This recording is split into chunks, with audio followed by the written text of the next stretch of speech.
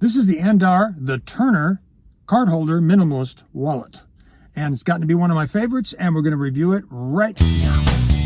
The Andar, the Turner, is a card holder wallet, and it holds up to about 10 cards, according to Andar. Personally, I've got about 7 inside this, and they fit in here just lickety-split, just with this center section right here. And the best part about it, to me, is that it has a pull tab that allows you to get them out really easily. So you just pull on this, and you pull out the card you want. You can sift through the ones you want, sort of fan them out, or you can, it's always easiest. The easiest to grab is the one that's behind and the one that is in front. You can always do it that way.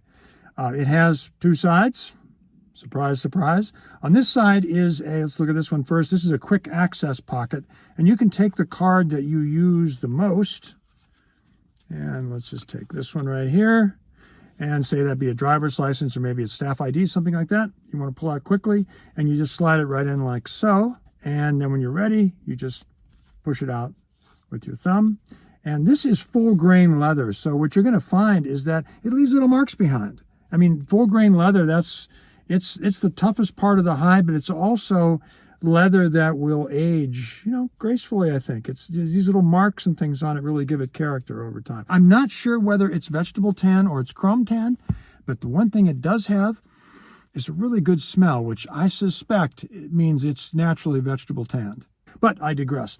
On the other side is another sort of slanted pocket, which you can use to put, let's say, cash. You can either fold it over in quarters or you can fold it in half, stick it in like this. And, everybody needs a place to carry receipts. It just happens. You either stick them in your pocket or put them in your wallet.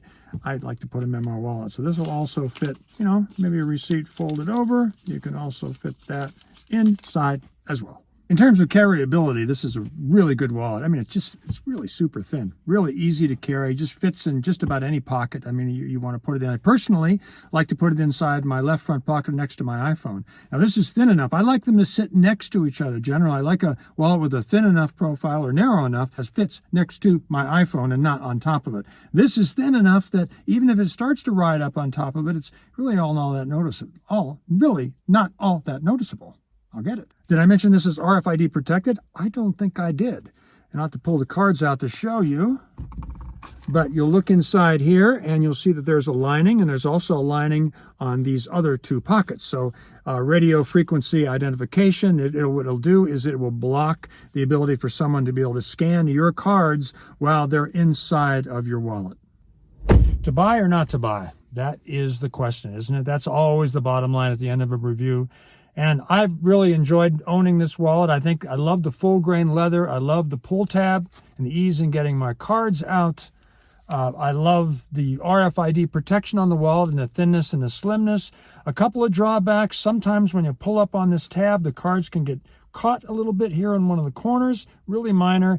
And if you don't carry a minimum number of cards, sometimes the cards can be shaken out of the wallet if you really give it a good shaking. But the more you have in it, the tighter it's going to be. And any kind of leather is going to stretch out over time. So that means that a given number of cards is probably going to make it a little bit looser over time. But by and large, for $40, I think this is a really, really good value.